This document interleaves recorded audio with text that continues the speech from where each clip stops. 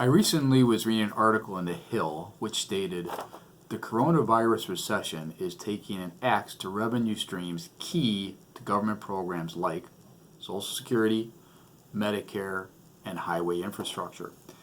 The tax rate of unemployment during the pandemic means fewer payroll taxes are being collected to fund Medicare and Social Security. And less driving means that the federal gas tax isn't bringing as much money for the Highway Trust Fund as it normally does. Many of those programs, which Congress established with dedicated funding, were already on borrowed time before the pandemic hit. But the record economic downturn in the second quarter and the deteriorating labor market are accelerating their decline. The Social Security Retirement Fund, for example, was previously projected to run out of money in 2036, according to the Penn-Wharton budget model. Now, the worst-case pandemic scenario could bump that to 2032, 4 years earlier.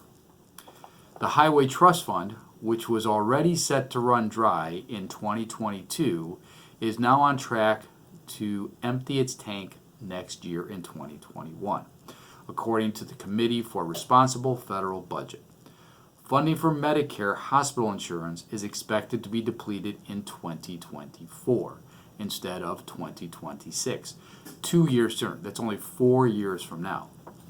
The same CRFB model shows Social Security Disability Insurance Fund running out of money in the coming decade instead of the 2030s.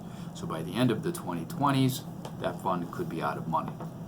The lack of funds would force Congress to choose between raising taxes, borrowing more, cutting funds to other programs.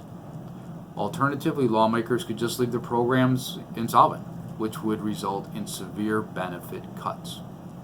If these programs are to survive, then it appears that the federal government will need to raise more revenue. And since the government is not for a profit business, then it appears that taxes of all kinds could be on the horizons.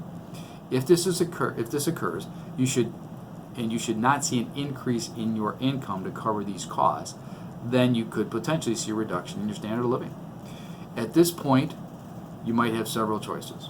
First, you could work more. However, for those people already retired, they may not be able to work more. Second, you could spend less. Maybe you need to reevaluate your current expenses and see if there's anything you can do without. And third, potentially look to reposition your savings or investments to attempt to generate additional income. Money in low interest accounts may not help cover these additional costs. Don't go it alone. Work with your financial advisor to help develop potential strategies that could be implemented. If you have questions or would like to discuss your situation in more detail, give me a call at 630-235-5273 or email me at mflanagan, that's F as in Frank, Lanagan, at FlanaganFinancialServices.net. Don't be afraid to speak with a financial advisor. They might just have a perfect solution for you. This is Milton Flanagan with Flanagan Financial Services, and you have a great day.